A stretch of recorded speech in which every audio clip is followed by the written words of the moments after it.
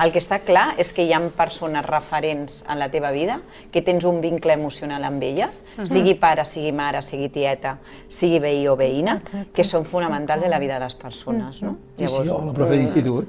Però sí que és veritat que amb el temps i l'experiència reinterpretes les mateixes coses amb una altra mirada. I tant. Llavors, que això té Reconeixes a veure aquella presa de consciència.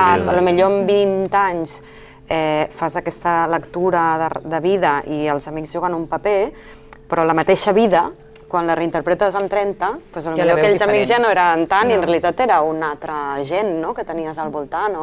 I que, com deia algú, no el veus fins que la finestra, no? Exacte, fins que el recorregut, no sé. El temps deia, hi ha coses que no estàs prou preparat per veure'ls, fins... Fins que no ha passat. Jo penso que en aquest, potser de tots els temes que apareixen, aquest de les persones és el que potser a la vida té més possibilitat de ser reinterpretat.